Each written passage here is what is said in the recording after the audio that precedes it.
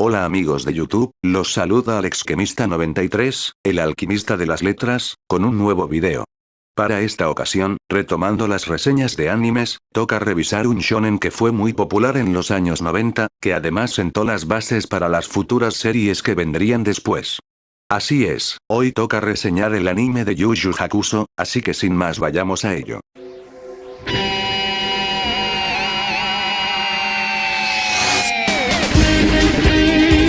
Yu Yu Hakusho es una serie de manga escrita e ilustrada por Yoshiro Togashi.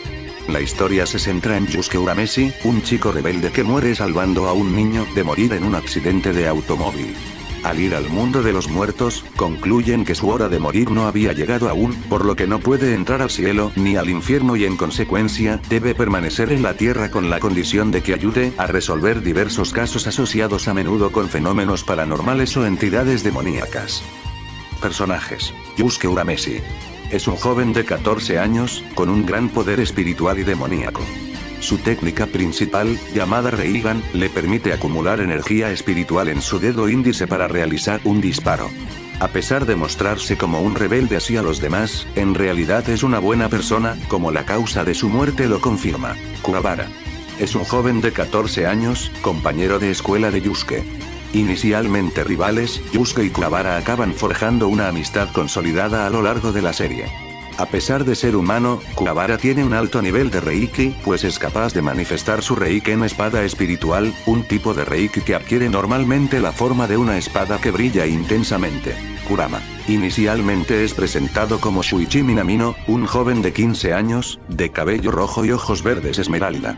Es educado y calmado, le gusta a la mayoría de las chicas de su clase gracias a su atractivo físico, aunque él se mantiene distante y solitario. Usa sus poderes de demonio para manipular las plantas, siendo su arma principal una rosa que se convierte en un látigo de espinas, capaz de cortar el acero. Ii. Un joven yokai que nació de una Korime, mujer de hielo. Al ser un varón y un demonio de fuego, fue repudiado por su tribu y su madre fue obligada a deshacerse de él al nacer, debiendo crecer y sobrevivir por su cuenta desde bebé, lo que lo llevó a convertirse en un poderoso guerrero especializado en el Haiganjutsu. Técnica del ojo demoníaco, siendo también un buen espadachín capaz de moverse a velocidades sobrehumanas. Prefiere trabajar solo, gozando de una muy buena reputación en el reino de los demonios.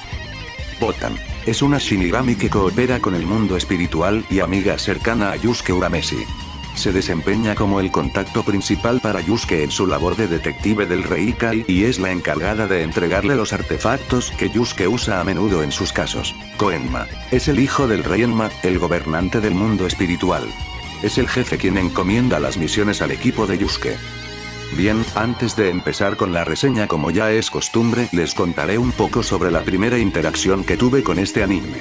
A diferencia de la gran mayoría, la primera vez que conocí esta serie no fue a principios de los 2000 cuando la transmitían en Cartoon Network, sino más bien muchísimos años después, como por el 2010 aprox. De hecho, la primera interacción con esta franquicia no fue con su anime, sino más bien con el videojuego que salió para Super Nintendo.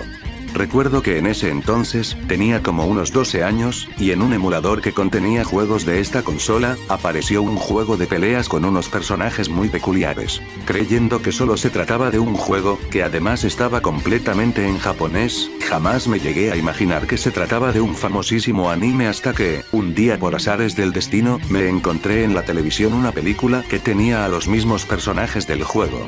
Ya después, haciendo una debida investigación descubrí que se trataba de un anime muy famosísimo de los 90, quien además sentó las bases de muchos de los shonen actuales.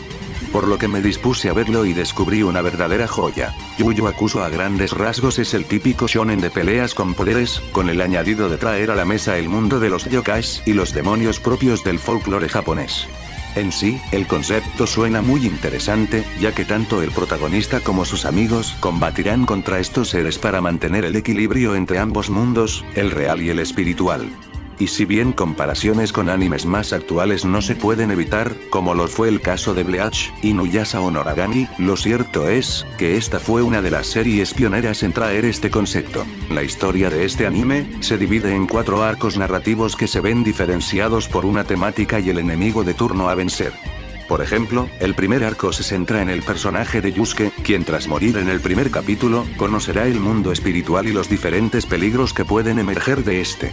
Es como quien dice un arco introductorio, donde el autor nos presenta el mundo y los personajes que lo conforman. Es también la parte donde se forma el equipo de protagonistas y donde se presentan los primeros villanos, los cuales en esta altura de la historia se pueden catalogar como simples monstruos de la semana. Sin embargo, es en el segundo arco donde este anime da un repentino giro de 180 grados, y pasamos de las típicas misiones detectivescas a un torneo interdimensional de artes marciales, donde los protagonistas pondrán en riesgo sus propias vidas.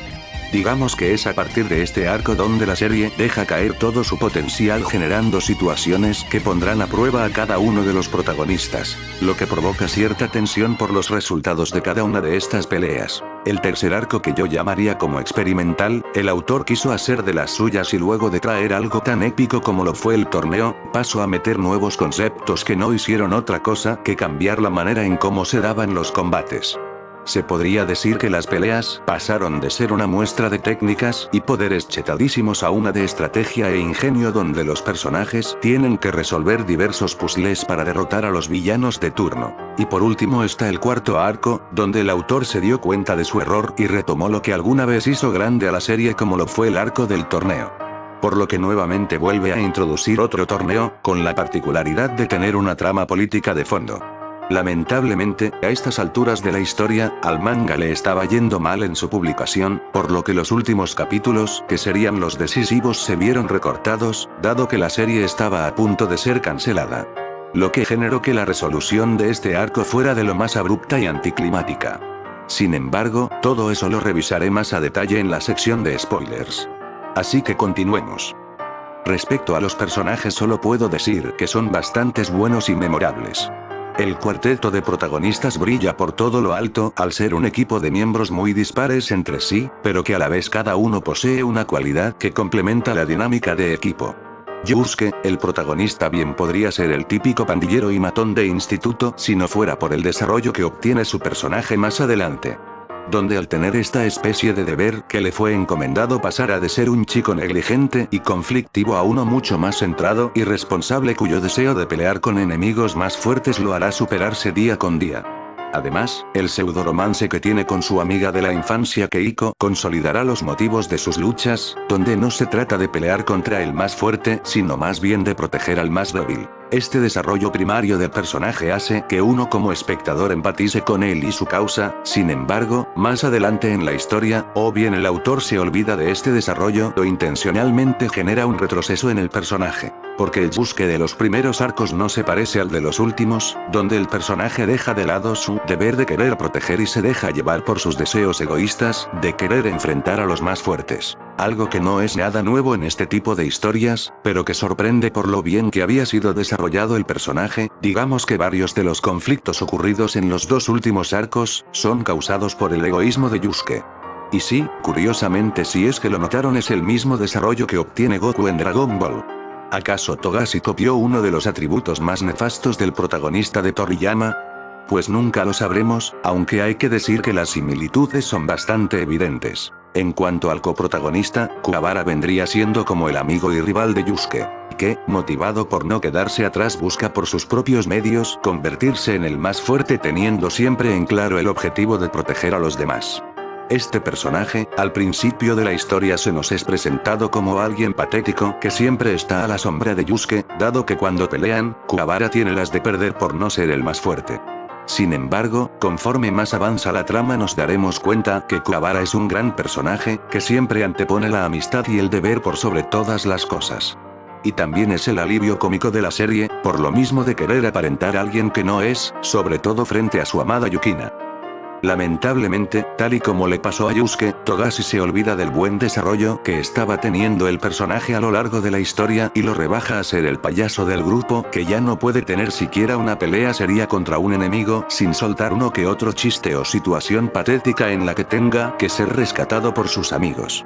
Sinceramente, qué decepción. Por ello, en el último arco es que este personaje casi ni sale. Continuando, el mejor personaje de la obra y quien se merece todos los aplausos es sin duda Kurama. Es el estratega del grupo quien carga con un terrible pasado. Su forma de mantener la calma incluso en las situaciones más críticas es digna de admirar y por ello es un personaje excepcional.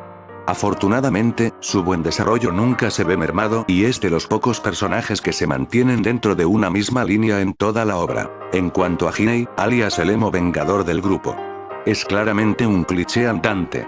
Con un pasado difícil y una actitud de me vale madres todo, que bien recuerda a personajes como Ikki de Saint Seiya o a Sasuke de Naruto e incluso al mismo Killua de Hunter x Hunter. La verdad es que su desarrollo es de lo más predecible al ser el más neutral del equipo.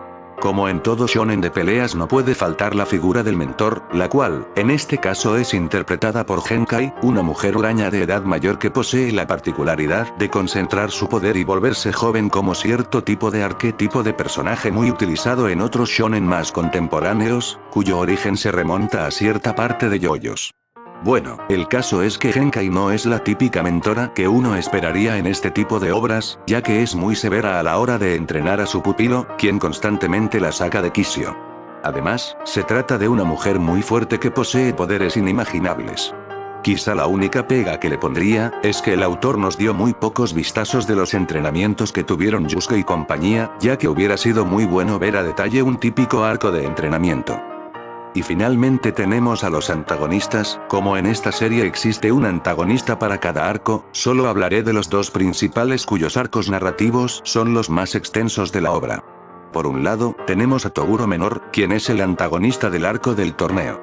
Su antagonismo con Yusuke radica en el hecho de que posee una fuerza y poderes inimaginables, los cuales utilizará para intimidar a Yusuke y obligarle a participar en el torneo para poner a prueba su fuerza. La batalla final entre ambos es bastante emocionante de ver. Por otro lado, tenemos a Sensui, un antiguo detective espiritual quien agobiado por ver tanta maldad en el mundo, inicia un retorcido plan para generar un genocidio masivo. El antagonismo que tiene con Yusuke, deja entrever un poco lo que llegaría a pasar si Yusuke se dejara llevar únicamente por sus instintos de pelea. A diferencia de Toguro, Sensui es un villano muy poco memorable, y todo se debe a que si bien tiene un trasfondo interesante, en ejecución está demasiado desaprovechado. Pero esto lo trataré más a detalle en la sección de spoilers. Respecto a la animación y banda sonora he de decir que es buena, a pesar de la época. Las coreografías de las batallas son un deleite de ver y la complejidad de las técnicas mostradas también tienen lo suyo. Quizá la única pega que le pondría sería el hecho que en ciertos momentos la animación es un tanto limitada, probablemente debido a temas de presupuesto, aunque también en ciertas peleas brilla por todo lo alto y se vuelve algo épico de ver. Ojo, esto visto desde una perspectiva noventera, ya que juzgar la calidad de esa animación con los estándares actuales sería un grave error de mi parte. Sobre la banda sonora admito que la canción del opening es de lo más memorable, y cada vez que pienso en este anime, se me viene a la mente dicha canción. Por otra parte, la banda sonora también tiene lo suyo, en especial en escenas de alta tensión, que es donde siento que esta brilla mucho más, además de uno que otro tema emotivo. En sí, me parece que la música está muy bien implementada a lo largo de la serie, y no sé si es idea mía o es que muchos animes de esa época solían utilizar este tipo de composiciones. Porque siempre que escucho esa banda sonora me remite inmediatamente a los 90. Ahora analizaré un poco el worldbuilding que ha construido el autor. A decir verdad, la idea de humanos conviviendo con seres que no pueden ver, no es para nada nueva e incluso se puede remitir a otros animes mucho más antiguos, así como más actuales. Aquí lo interesante es el concepto de los yokai, el cual el autor lo utiliza como un medio para generar conflicto en la trama. Por lo visto, los yokai que Togashi nos presenta en la obra son seres demoníacos que solo buscan el sufrimiento humano. Muchos de ellos teniendo sus raíces en el folclore japonés, del que Togashi hace su propia reinvención. El más allá o mejor dicho el infierno nos es presentado como un lugar en el que abunda la burocracia, donde el rey de los infiernos, el rey Enma siempre está desaparecido dejando a cargo a su pequeño hijo. Y pues no sé si es idea mía, o si esta representación del infierno está fuertemente inspirada en Dragon Ball, dado que los muertos también tienen que hacer fila mientras que el rey del otro mundo se la pasa firmando papeles para su traslado. Júzguenlo ustedes. Ahora pasaré a la sección de spoilers. Así que, para dar de una vez paso a los mismos, recomiendo a la gente que no ha visto este anime y esta reseña les generó interés, que abandonen el video cuanto antes y lo retomen una vez que lo terminen de ver, porque estoy a punto de soltar spoilers fuertes de la trama, están advertidos. A ver, la mejor manera en cómo pensé abordar los spoilers de esta serie fue a través de la revisión de cada uno de estos 4 arcos narrativos que mencioné con anterioridad. El primer arco, que sirve como de introducción al mundo que nos plantea el autor, es de lo más simple y sencillo.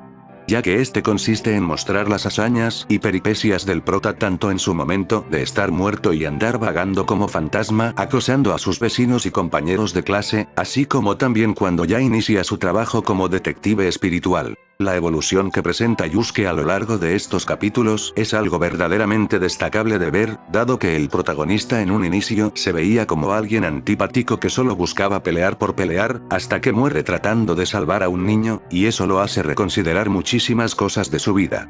Es aquí, en este bagaje como alma en pena, que Yusuke aprenderá a apreciarse tanto a sí mismo como a los seres que le rodean, y eso le hará recapacitar sobre su propia vida. Y si bien, esta pudo ser la historia de un chico que aprende el significado de la vida, apenas si es el prólogo de la misma, porque de la noche a la mañana esta historia trágica de superación se vuelve un shonen de peleas, en el que Yusuke realiza encargos a petición de Koenma. Esta parte que básicamente consiste en derrotar al villano de la semana, sirve para presentar tanto a los otros protagonistas como las interacciones que estos tienen para con Yusuke. Mini arcos como el de la selección de Genkai o la batalla contra Susaku, sirven a la historia con el objetivo de poner a prueba a los protagonistas al ser batallas mucho más desafiantes. Tanto Yusuke, como Kuwabara, Kurama y Ei demuestran sus diferentes habilidades a lo largo de estos arcos. Y es, precisamente en el arco del rescate de Yukina donde empieza a tomar forma la serie, puesto que hacen su aparición 2 de los enemigos más memorables de toda la historia, los hermanos Toguro. Tanto Toguro menor como Toguro mayor son villanos más que destacables, a pesar de que su presentación en este arco sea un tanto descafeinada. Ya que el clímax de la batalla termina de manera bastante abrupta y anticlimática. El hecho de que esto último fuera una pantalla para engañar a los protagonistas, hace que la amenaza que se cierne sobre estos antagonistas provoque tensión, porque más adelante se nos revela que Toguro menor posee una fuerza inimaginable que deja en ridículo a la de Yusuke. Dando así lugar al mejor arco del manga, que es el torneo oscuro. El simple hecho de que los protagonistas se vean obligados a participar en este torneo, en lugar de hacerlo por voluntad propia, es apenas el comienzo de una deconstrucción que irá haciendo Togashi a los tropos más comunes del shonen. Ya que, por lo regular este tipo de arcos, sirve para hacer una demostración de los diferentes poderes y habilidades que poseen los protagonistas y sus adversarios. Y en cierto modo, esto es así. Solo que el autor le da un giro volviendo esto en combates por equipos de 5 personas, estableciendo diferentes reglas y dinámicas en cada round, lo que provoca que las batallas no sean del todo justas y exista una alta tensión en el espectador. Porque bien pueden ser rounds donde todos los miembros de los equipos peleen, así como también puede darse el caso de que sea 1 contra 5, 2 contra 3. Donde al terminar un round empiece otro con los miembros que aún quedan en pie del encuentro anterior, etc. Digamos que Togashi juega mucho con las dinámicas de estos combates, con la intención de crear que los protagonistas llevan las de perder y que cualquier cosa podría suceder. El torneo es injusto con ellos y uno como espectador lo sabe y no puede hacer otra cosa más que observar y sentir impotencia, dado que los protagonistas tendrán que arreglárselas por sí mismos para salir victoriosos. Esto por un lado no solo mantiene el atento interés del espectador, sino también crea una atmósfera de tensión e incertidumbre donde cualquier cosa podría llegar a pasar. Y efectivamente, así pasa, en varias ocasiones los personajes arriesgan sus propias vidas o quedan muy heridos de gravedad por los ataques de los enemigos. Hablando de estos últimos, este arco trajo a la historia una variedad de personajes variopintos e interesantes de los que destaco a Shaku cuya batalla con Yusuke es de las más memorables además que dio origen al meme de será un duelo a muerte a cuchillos. Los que hayan visto esta serie en español latino, sabrán a qué me refiero. XD. También a Jin, Susukoma, Toya, Shishiwa Kamaru, Suzuki, Karasu, cuya batalla contra Kurama es de las mejores. Y también los hermanos Toguro. En especial a Toguro mayor que es un maldito sádico y Toguro menor cuya rivalidad con Yusuke proviene de un trasfondo que involucra a la misma Genkai. La muerte de Genkai habría sido sin duda uno de los sucesos más trágicos de toda la serie si el autor hubiese tenido el valor de dejarla como estaba. dado que, en primera instancia provoca la ira de Yusuke, haciendo que la pelea final con Toguro tenga mucho más peso del que ya tenía en un inicio. Toguro es un antagonista admirable porque no es del todo malo y lo único que busca es encontrar a un enemigo que sea igualmente fuerte que él y le ponga así fin a su miserable existencia como yokai. Renunció a su humanidad por querer poder, convirtiéndose así en un monstruo sediento de más poder. Pero al no tener rivales que le puedan hacer frente a su inconmensurable poder, había perdido el interés en pelear hasta que apareció Yusuke y compañía. La pelea final entre ambos es increíblemente épica de ver, en especial porque hay demasiado caos alrededor tanto del estadio que se está cayendo a pedazos y de los espectadores que huyen despavoridos, evitando a toda costa ser absorbidos por Toguro. Al final, como era de esperarse, la victoria de esta pelea es para Yusuke. Dejando a un moribundo Toguro expirar su último aliento, satisfecho por haber encontrado al oponente digno de acabar con su vida. Y pues, como ya lo anticipé, al final resultó que Genkai vuelve a la vida, abandonando así toda la devastación que trajo consigo la noticia de su muerte. Una lástima la verdad, dado que después de esta saga, Genkai pasa a un tercer plano donde casi ya no participa en la historia. El arco del capítulo negro, como bien lo mencioné al principio, es el más experimental de todos, debido a que Togashi abandona las peleas de artes marciales e instaura un nuevo sistema de pelea en el que predominará más el ingenio de los personajes, que las técnicas y poderes que posean. Este nuevo sistema por momentos recuerda un poco a las peleas de yoyos donde cada enemigo posee un poder creativo con sus propias condiciones y limitaciones.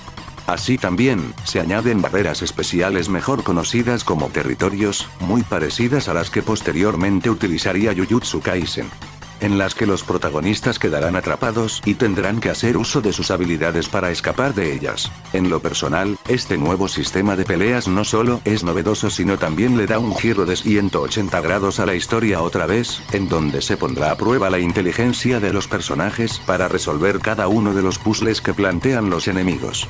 Una lástima que después Togashi se arrepienta de la introducción de estos elementos y vuelva nuevamente a las batallas a saco. El enemigo para esta ocasión no es otro sino Sensui, un ex detective espiritual que luego de ver un video que mostraba las atrocidades cometidas por la raza humana, ideara un plan de genocidio involucrando a los demonios más fuertes, los cuales no podían pasar al mundo humano, debido a la existencia de una barrera. Barrera que, por conveniencia del guión, el único que es capaz de romperla es Kuwabara, por lo que será secuestrado por los esbirros de Sensui y llevado exactamente al sitio donde se encuentra esta barrera. Yusuke y compañía tendrán que salvar a Kuwabara cual princesa en apuros, y batallar contra cada uno de los subordinados de Sensui para abrirse paso. Honestamente, si bien este arco también posee mucha tensión porque se trata de una carrera a contrarreloj, donde los protagonistas tendrán que vencer al enemigo antes de que se acabe el tiempo, la verdad es que comparado con los otros arcos se queda corto. Las batallas ocurridas en el mismo no son del todo memorables y las únicas que podría destacar serían las del Dr. Kamiya, la de Kaname contra Yusuke y la de Amanuma, cuya despiadada resolución por parte de Kurama nos muestra una faceta mucho más sombría del personaje. Sin embargo, la batalla final contra Sensui se siente un tanto dispareja, dado que Yusuke apenas si puede hacerle frente porque el enemigo está demasiado OP. De hecho, las habilidades de Sensui están tan exageradas que el autor metió un giro en el que el villano posee diferentes personalidades, una más peligrosa que la otra. Solo para que al final, la única manera de derrotarlo sea a través de la tardía introducción de un elemento que bien podría pasar como un descarado Deus Ex Machina. El giro de que Yusuke es el descendiente de una raza de demonios llamada Masoku, es de lo más forzado y artificial que he visto en mucho tiempo. Se supone que las reencarnaciones de estas criaturas aparecen una vez cada 40 generaciones o algo así, y precisamente le tocó a Yusuke recibir este poder. Entonces es poseído por su disque ancestro, obteniendo así un poder convenientemente inconmensurable que le hará frente a Sensui hasta el punto de dejarlo al borde de la muerte. Yo no sé si Togashi tenía planeado este giro desde un principio en su historia o si fue que se lo inventó conforme a la marcha. La verdad es que de cualquiera de las dos formas todo esto se siente bastante forzado, creando así un sinfín de lagunas en la historia en las que a uno como espectador no le queda claro de dónde es que surge este poder y por qué nunca se mostraron pistas de él. Haciendo que la resolución de este arco también se resuelva de manera muy anticlimática, y dejando a Yusuke con un trauma y una sensación de vacío que tomará repercusión en el siguiente arco. El último arco, el arco de los tres reyes, es sin duda el arco que más emociones encontradas me ha dejado. Por un lado tenía un inicio prometedor al poner una trama política de fondo donde cada uno de los protagonistas a excepción de Kuwabara, tomaban bandos diferentes. Yusuke apoyaba a Raisen, Kurama a Yomi y a Mukuro. Y para evitar una guerra entre estos poderosísimos demonios, a Yusuke se le ocurre la idea de organizar nuevamente un torneo para decidir al próximo rey del inframundo. Torneo que, a decir verdad, dejó mucho que desear, ya que a diferencia del torneo oscuro, este torneo se sentía mucho más amigable con los participantes, eliminando así toda tensión del mismo.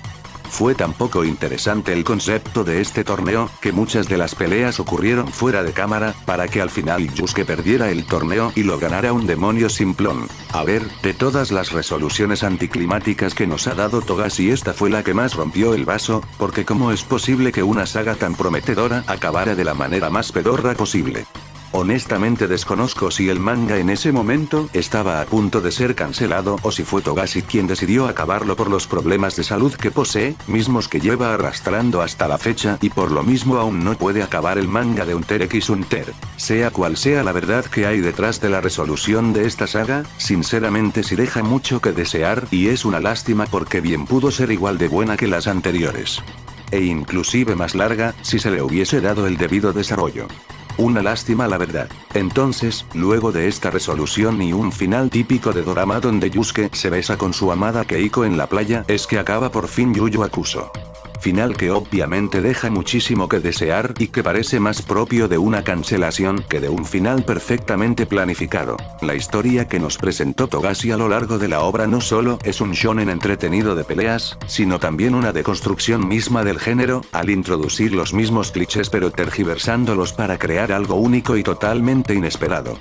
Yu Yu Hakusho juega mucho con las expectativas del espectador, porque pareciera que la historia va por un lado y después toma un camino totalmente diferente.